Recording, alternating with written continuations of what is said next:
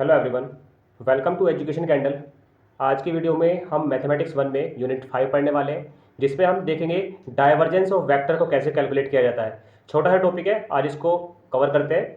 किसी भी वेक्टर का डाइवर्जेंस अगर आपको निकालना है तो उसका फॉर्मूला होता है, सबसे पहले रिप्रेजेंटेशन देखते हैं। रिप्रेजेंटेशन होता है उसका डाइवर्जेंस ऑफ एफ, ठीक है।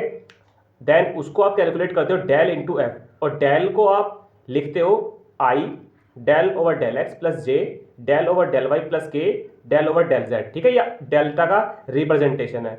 डॉट एफ, जो भी आपको एफ वेक्टर दिया होगा वो आपको एफ वेक्टर लिखना है, ठीक है। यानी कि डॉट प्रोडक्ट करनी है, और डॉट प्रोडक्ट जब आप करोगे तो आई की आई के साथ होगी। तो जब आई की आई के साथ होगी तो आपके पास आएगा del F one upon del X, यानी कि एफ वन का एक्स के रेस्पेक्ट में पार्शियल डेरिवेटिव, क्योंकि यहाँ पे डेल लगा हुआ है। सिमिलरली आपका F2 का, देन आपका F3 का। तो ये छोटा सा टॉपिक है, इसको आज कवर करते हैं विद एग्जांपल। ये आपने देख लिया कैसे निकालते हैं डाइवर्जेंस। अब इसको एग्जांपल से कवर करते हैं। एग्जांपल में आपसे उसने बोला है कि लेट आपके पास कोई भी वेक्टर है f का x Y square I plus 2x² Y Z J minus 3yz square के। देन आपको डाइवर्जेंस ऑफ f निकालना है एट 1,1,1 पॉइंट पर। तो इसको सोल्व करते हैं। सोल्यूशन जब आप करोगे वी नो दैट आप लिखोगे ऐसा कि डाइवर्जेंस ऑफ एफ की वैल्यू होती है आपके पास डेल्टा ऑफ एफ, यानी कि इसका डॉट प्रोडक्ट डेल्टा के साथ, ठीक है। ये सबसे पहले आप लिखोगे, जिससे कि एग्जामिनर को पता चल जाए कि हाँ आपको ये क्वेश्चन पता है कैसे सॉल्व करना है, ठीक है। नाउ आप क्या करोगे, आप सिंपल वही पहले डेल्टा की वैल्यू को लिखोगे। आप डेल्टा की वैल्यू क्या होती है आपके पास, I del over del X plus J del over del Y plus K del over del Z. Dot product करोगे आप किसका, X Y square I plus 2x² Y Z J minus of 3yz square के, ठीक है। ये values आप लिखोगे। Then आप इसको डॉट प्रोडक्ट जब करोगे तो डॉट प्रोडक्ट करने के बाद आपके पास ये वैल्यू आएगी। तो इस वैल्यू के अकॉर्डिंग आपका f1 जो फंक्शन है, यानी कि ये जो है आई वाला आई का जो मल्टीप्लायर है, उसका आपको x के रेस्पेक्ट में पार्शियल डेरिवेटिव करना है। पार्शियल डेरिवेटिव का मतलब ये है x को छोड़ के जितनी भी आपकी टर्म्स होंगी वो आपकी कांस्टेंट की तरह काउंट होंगी। तो इसमें आपका x है, वाई स्क्वायर है, तो वाई स्क्वायर तो आपका एज अ कांस्टेंट की तरह काउंट होगा। एक्स की जब आप डेरिवेटिव करोगे पार्शियली तो वो 1 हो जाएगा, तो आपके पास वैल्यू आएगी वाई स्क्वायर। देन आप सेकंड वाली करो, सेकंड वाली है 2x² वाई जेड, और इसको आपको वाई के रेस्पेक्ट में करना है, तो आपके पास वैल्यू आएगी प्लस 2x² जेड, ठीक है, माइनस 3yz स्क्वायर, और इसको आपको करना है z के रेस्पेक्ट में। तो z स्क्वायर है तो 2 आपका आगे आ जाएगा 6yz हो जाएगा, ठीक है।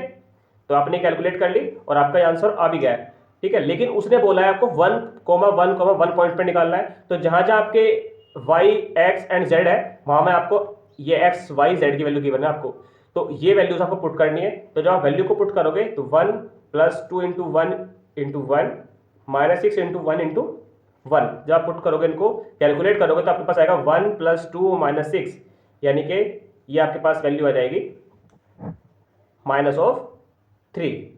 आपके पास आंसर आ गया -3, ठीक है। और आपको इसी तरीके से इसको कैलकुलेट भी करना है। अब इसमें एक टॉपिक और आता है डाइवर्जेंस के अंदर, एक टॉपिक आता है आपका सोलेनोइडल वेक्टर। इसको आपको प्रूफ करना होता है, ठीक है। डायरेक्टली पूछ लेता है आपको सोलेनोइडल वेक्टर है या नहीं है कोई फंक्शन।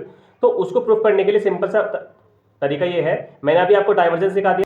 अगर किसी भी वेक्टर का डाइवर्जेंस इक्वल टू 0 आ जाए तो वो आपको कहलाता है सोलेनोइडल वेक्टर।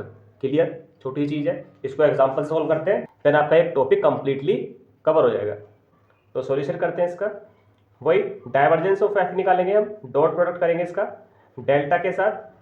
तो जब इसको डायरेक्ट में करके सोल्व कर रहा हूँ, क्योंकि आपको पता है I del over del X plus J del over del Y plus K del over del Z, इसके साथ डॉट प्रोडक्ट करनी है आपकी एफ वेक्टर की, और एफ वेक्टर आपका गिवन है।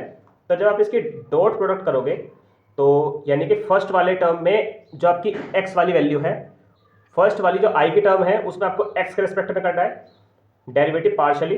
तो ये हो जाएगा आपके पास 1 प्लस नेक्स्ट टर्म में आपको y के रेस्पेक्ट में करना है, पहले x के रेस्पेक्ट में करना है, आपके पास y के रेस्पेक्ट में करना है, तो ये हो जाएगा 1, ठीक है, प्लस अब की बार आपको यहाँ पे थर्ड टर्म में z के रेस्पेक्ट में करना है, तो ये हो जाएगा आपके पास -2। तो जब आप इसको कैलकुलेट करोगे 2 - 2 तो आपके पास कम जो वैल्यू आएगी वो 0 आएगी, यानी कि डाइवर्जेंस ऑफ आपका किसी भी वेक्टर का 0 आ गया, इक्वल टू 0 आ गया, तो वो आपने प्रूफ कर दिया कि hence given vector f is solenoidal. ये ठीक है, क्लियर है। डाइवर्जेंस आपको मैंने कंप्लीट करा दिया, सोलेनोइडल वेक्टर क्या होता है वो बता दिया। Thank you everyone.